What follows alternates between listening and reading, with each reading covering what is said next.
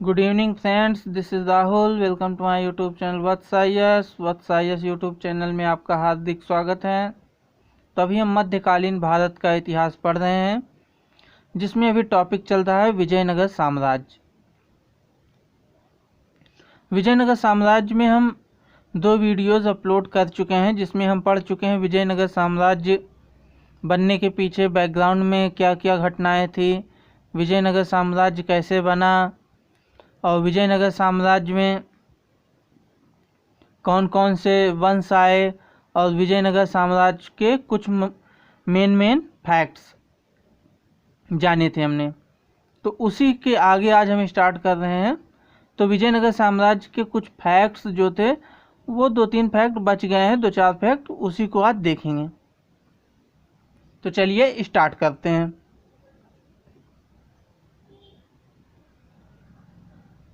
मैंने पिछले वीडियो में बताया था कि विजयनगर साम्राज्य में 4 वंश आए थे, संगम, सालू, तुलु और अरिमेडु। ठीक है, कौन कौन से रिपीट कर दे रहा हूँ, नोट कर लीजिए।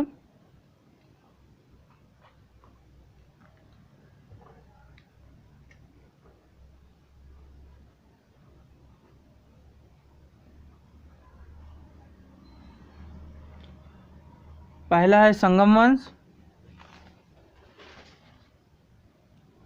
दूसरा है सालू वंश,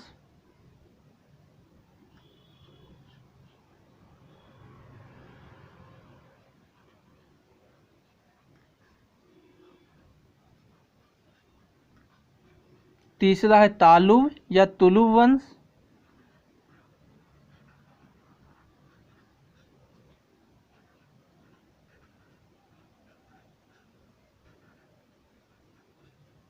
ठीक है, तालु या तुलु एक ही बात है। चौथा है अरिमेडु वंश।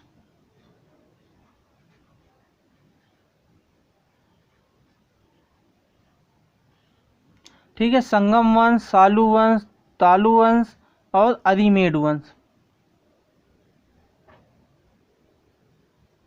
तो ये 4 वंश आए एक के बाद एक।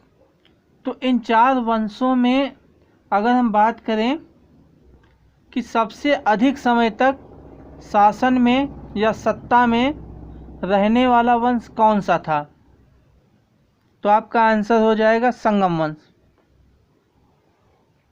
ठीक है, करीब करीब 150 सालों तक ये रहा है। एग्जैक्ट की बात करें तो ये रहा है 149।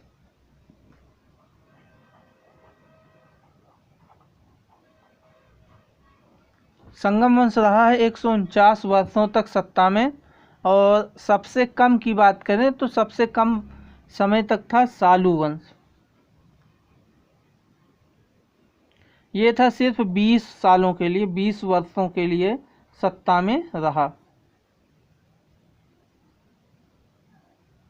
इसको मैं नोट कर दे रहा हूँ, लिख दे रहा हूँ, आप नोट कर लीजिएगा अपनी सुविधा अनुसार।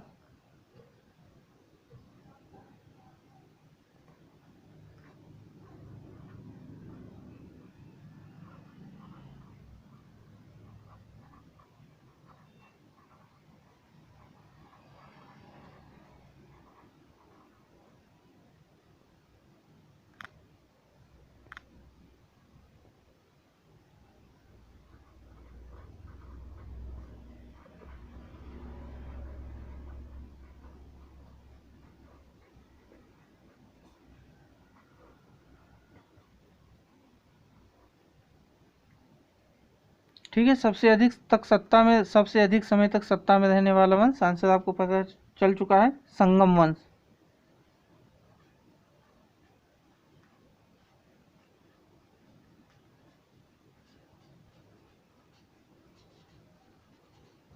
एक 149 वर्षों तक।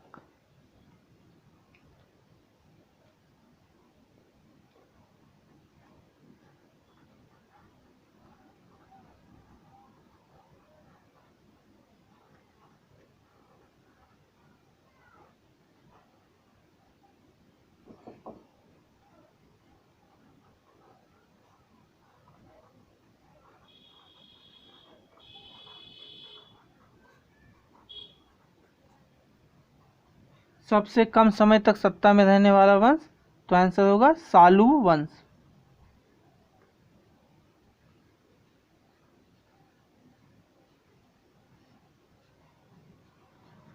कितने टाइम तक? 20 सालों तक, 20 ईयर्स। ठीक है, कुछ और फैक्ट जान लेते हैं विजयनगर साम्राज्य के बारे में।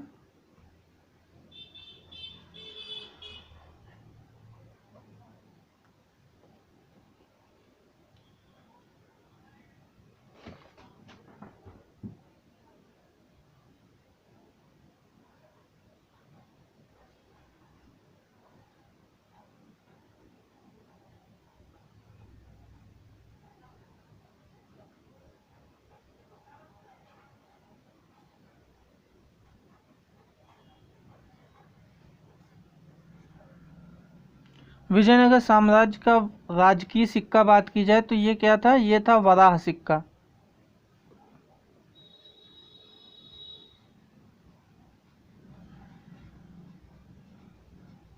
और अगर बात करें विजयनगर साम्राज्य के राजकीय भाषा की, तो भाषा थी तेलुगु।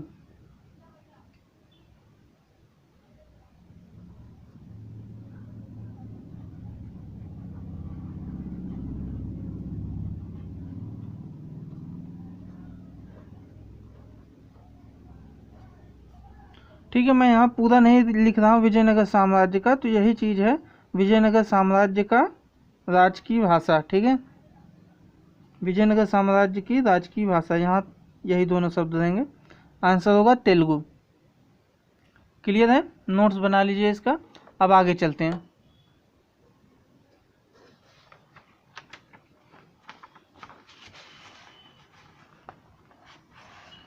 अब स्टार्ट करें संगम वंश से स्टार्ट करना था, लेकिन संगम से पहले अभी थोड़ा सा देख लेते हैं एक चीज़ और इम्पॉर्टेंट चीज़ है।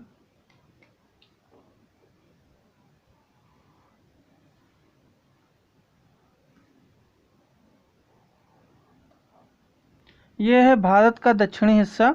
ठीक है, प्रायद्वीपीय भारत का हिस्सा। तो मैंने बताया था पिछले वीडियो में, यहाँ से निकलती हैं कृष्णा नदी और इधर से निकलती हैं ये तुंगभद्रा नदी। ठीक है, ये है तुंगभद्रा, ये है कृष्णा।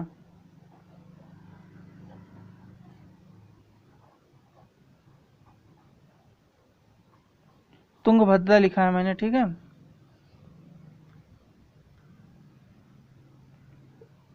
व्यू साफ कर देता हूँ। ठीक है, दिख रहा होगा कृष्णा और तुंगभद्रा। ठीक है, कृष्णा नदी है ये वाली और ये है तुंगभद्रा नदी। तो तुंगभद्रा का दक्षिणी इलाका इधर था, ये विजयनगर,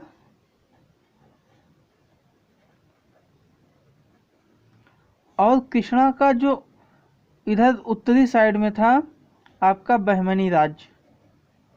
इसकी स्थापना हुई थी 1347 में। ठीक है, इधर बहमनी था, इधर विजयनगर था। तो ये दोनों राज्य अगर मित्रता के साथ रहते, शांतिपूर्वक रहते, साथ में रहते, तो बहुत शक्तिशाली राज्य बन सकते थे दोनों। लेकिन अफसोस कि ये ऐसा हुआ नहीं। ये दोनों राज्य आपस में हमेशा लड़ते रहे, जब तक अस्तित्व में रहे हमेशा लड़ते रहे। विजयनगर और बहमनी राज्य दोनों आपस में लड़ते रहे, क्लैश होते थे, इनके बीच में युद्ध होते थे। तो उसके कुछ कारण थे, आइए देख लेते हैं। उसके कारणों पर भी कुछ प्रकाश डालते हैं, किस कारण से ये लड़ते थे। बहमनी राज्य विजयनगर साम्राज्य के लड़ाइयों के कारणों पर प्रकाश डालते हैं। आइए, ये जो कृष्णा नदी है और ये तुंगभद्रा नदी है, इन दोनों के बीच का इलाका था ये द्वाब। द्वाब का मतलब दो नदियों के बीच का क्षेत्र। तो द्वाब जो था इसको बोला जाता था रायचूर द्वाब।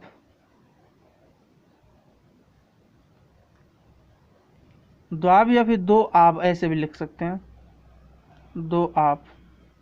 ठीक है, दो नदियों के बीच का क्षेत्र, जैसे ये है कृष्णा और तुंगभद्रा के बीच का क्षेत्र।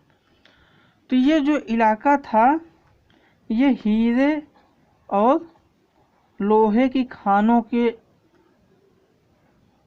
से परिपूर्ण था।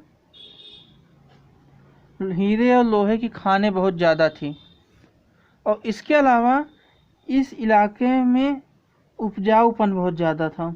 यहाँ की मिट्टी उपजाऊ थी, उपजाऊ होने के कारण यहाँ पे फसल अच्छी होती थी। तो व्यू साफ कर देता हूँ, फिश प्रॉब्लम आ गई। हाँ, दिखने लगा।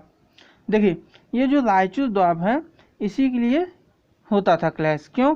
क्योंकि ये यहाँ पे हीरे और लोहे की खानें हैं और उपजाऊ मिट्टी है, तो इसीलिए दोनों चाहते थे कि हम अपने पास ये एरिया रखें। विजयनगर चाहता था कि इसको हम अपने पास रखें, और बहमनी जो था यहाँ पे, वो चाहता था कि इसको हम अपने पास रखें। इसलिए इन दोनों के बीच टकराव होता था। अब दूसरी बात, एक और कारण देख लेते हैं। इनकी भौगोलिक स्थिति भी इसके लिए जिम्मेदार थी, क्योंकि हर राज्य चाहता है कि उसका क्षेत्र बड़ा हो, उसका राज्य दूर दूर तक फैल जाए, ज़्यादा दूर तक फैले। तो अब यहाँ पे देखते हैं, बहमनी जो राज्य था, इसके उत्तर में बात करें तो दिल्ली सल्तनत थी। इधर साइड में बहमनी राज्य के इधर साइड ये पूरा दिल्ली सल्तनत है। तो अब सीधी सी बात है भाई लोग, सीधी सी बात है कि ये जो बहमनी भाई हैं, बहमनी राज्य वाले, ये लोग, ये भाई साहब इधर तो जा नहीं सकते। बहमनी राज्य जो है, ये इधर तो जा नहीं सकते, क्योंकि दिल्ली सल्तनत बैठा है। ये कहेगा भाई साहब आप इधर नहीं आ सकते। क्यों क्लैश करेंगे? काफ़ी बड़ा राज्य है, तो ये तो उनसे क्लैश करेंगे नहीं। तो अब बसता कहाँ पे है? इधर जा नहीं सकते, क्योंकि इधर भी समुद्र, इधर भी समुद्र। बचा कौन सा एरिया? ये नीचे की तरफ मतलब दक्षिण का इलाका। तो इधर आता है विजयनगर। तो बहमनी राज्य जो है, इनसे टकराएंगे विजयनगर से। और यही चीज़ विजयनगर के पॉइंट ऑफ व्यू से बात करें तो विजयनगर के दृष्टिकोण से हम ये पाएंगे कि इधर भी समुद्र, इधर भी समुद्र, इधर भी समुद्र। तो अब इनको कहाँ पे विस्तार करना है? सिर्फ इधर जा सकते हैं।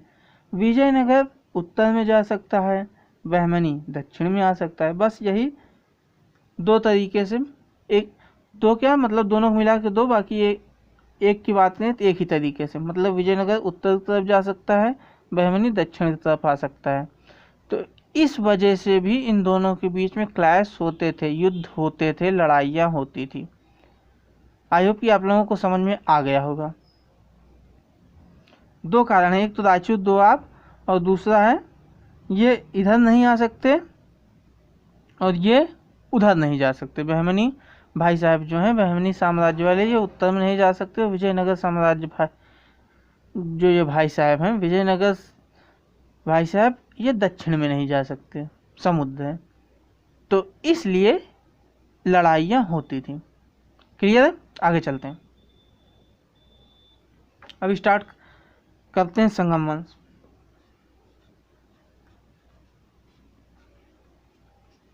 हालांकि इसको बताना था पहले, लेकिन ये जो चीज़ थी ज़रूरी थी समझने के लिए, इसलिए मैंने बता दिया। यहाँ पे समझ में आ गया होगा। अब संगम वंश स्टार्ट करते हैं।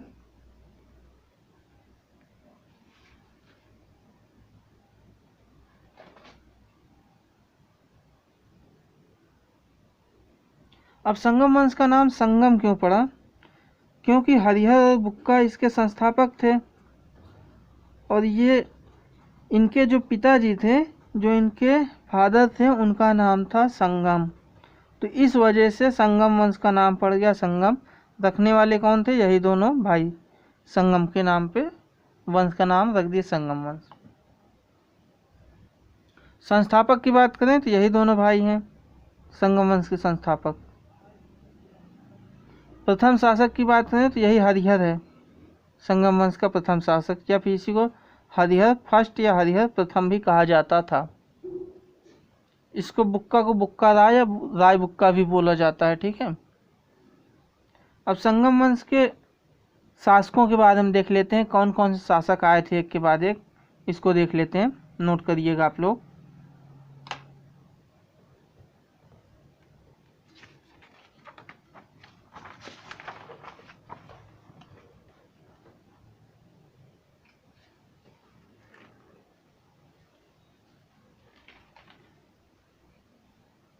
ठीक है, संगम वंश के शासकों की बात कर रहे हैं।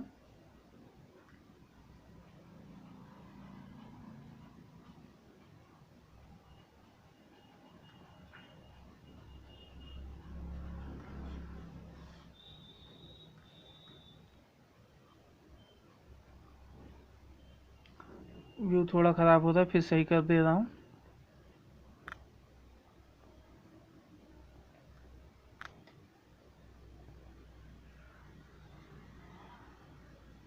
एक सेकंड, आई होप अब दिख रहा होगा। ठीक है, पहले शासक थे हरिहर प्रथम।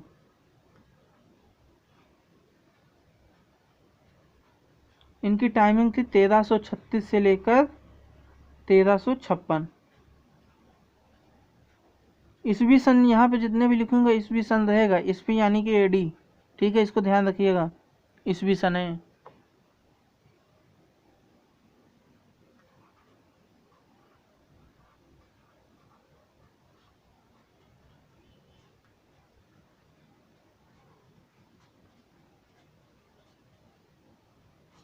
ठीक है, ये भी ईस्वी सन है।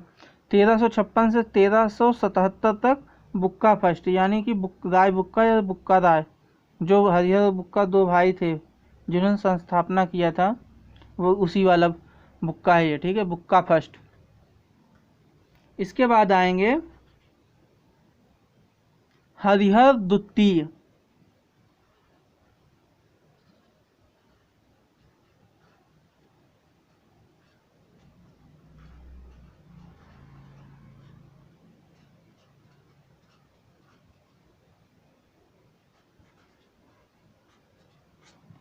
ठीक है, हरिहर द्वितीय की टाइमिंग है 1377 से 1404।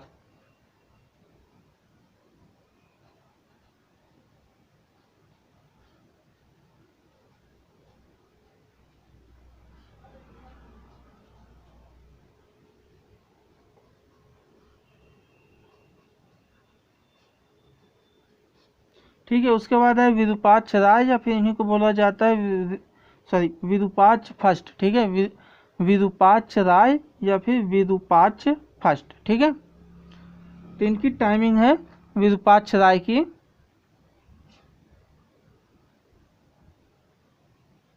ये ज़्यादा समय तक नहीं रहते, 1404 से लेकर 1405। ठीक है, इसके बाद आए बुक्का सेकंड।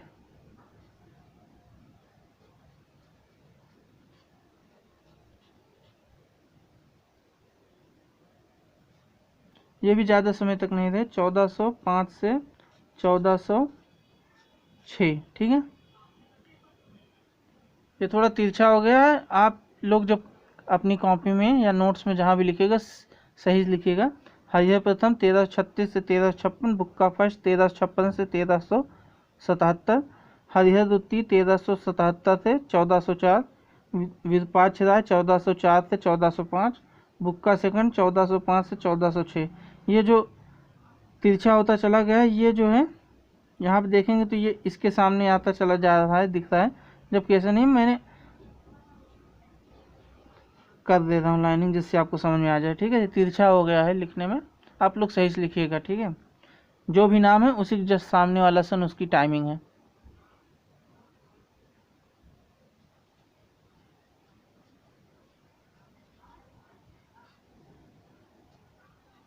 उसके बाद आए देवराय फर्स्ट, इनकी टाइमिंग है 1406 से लेकर 1422 ईस्वी तक। ठीक है, अगले पेज पे कर रहा हूँ, इसकी स्क्रीनशॉट या भी नोट कर लीजिए, उसके बाद आप लिखिएगा।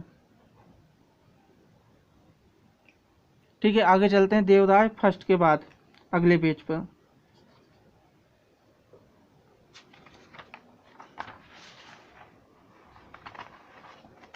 देवराय फर्स्ट के बाद आए थे रामचंद्र राय।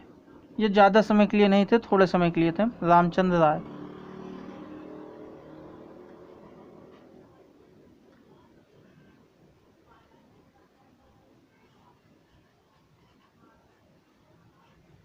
ये 1422 में थे बस।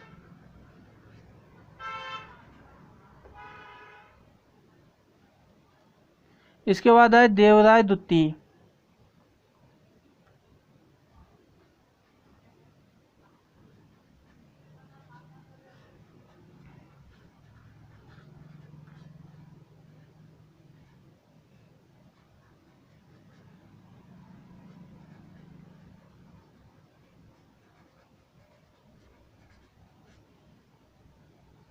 ठीक है, देवराय द्वितीय की टाइमिंग है 1422 से लेकर 1446 एडी। एडी मतलब वही जो पहले था, अभी लिखा था ईस्वी। ठीक है, देवराय द्वितीय के बाद आए मल्लिकार्जुन राय।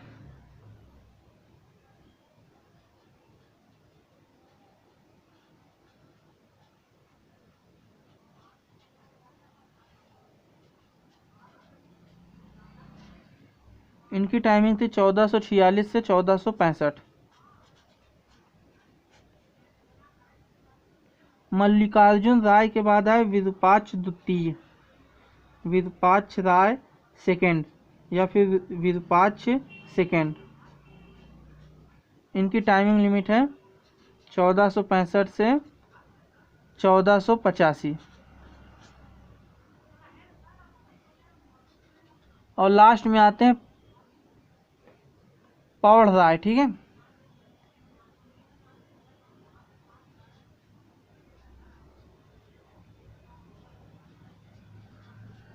प्रौढ़ राय आते हैं लास्ट में। इनका है 1485 में।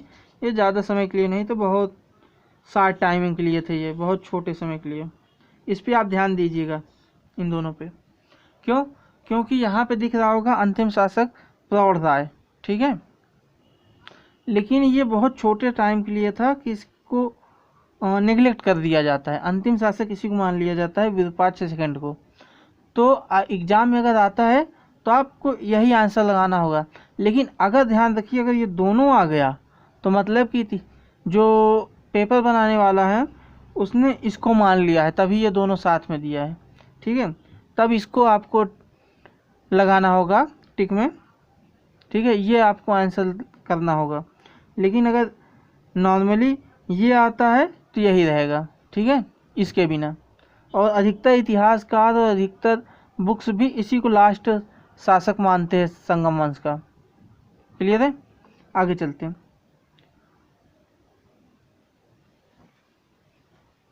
और संगम वंश का पहला शासक था हरिहर फर्स्ट। वहीं से स्टार्टिंग हो जाती है संगम वंश की। तो ये वीडियो थोड़ा लंबा होता जा रहा है, इसलिए मैं यहीं पे स्टॉप कर रहा हूँ। मैं एक बार फिर से रिपीट कर दे रहा हूँ, इसको ध्यान से देख लीजिए।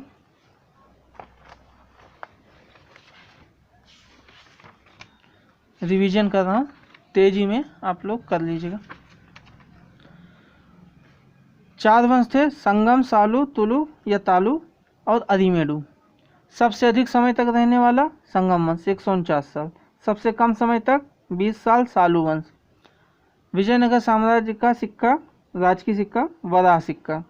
राजकीय भाषा तेलुगु। ठीक है, लड़ाइयाँ क्यों होती थी मैंने इसको समझा दिया था, आप बैक करके आप देख लीजिएगा वीडियो रिवाइंड करके। आगे चलते हैं। संगम वंश के शासक देख लेते हैं। हरिहर प्रथम 1336 1356, बुक्का फर्स्ट 1356 1377, हरिहर द्वितीय 1377 1404, विरूपाक्ष राय या विरूपाक्ष फर्स्ट 1404 से 1405, फिर बुक्का सेकंड 1405 से 1406, ये 6 ठीक। देवराय फर्स्ट 1406 से 1422, फिर आते हैं रामचंद्र राय 1422 छोटे समय के लिए, फिर देवराय द्वितीय 1422 से 1446, फिर मल्लिकार्जुन राय 1446 से 1465, विरूपाक्ष सेकंड 1465 से 1485 और लास्ट में आते हैं प्रौढ़ राय 1485। ठीक है, इस पे ध्यान देना है आपको। अंतिम शासक इसी को माना जाता है, लेकिन अगर दोनों ऑप्शन में रहेंगे तो आपको इसको आंसर करना रहेगा, अगर ऑप्शन में ये आ जाता है तो। ठीक है, तो चलते हैं, आज का वीडियो यहीं ख़त्म करते हैं। अगले वीडियो में इसी के आगे स्टार्ट करेंगे। धन्यवाद।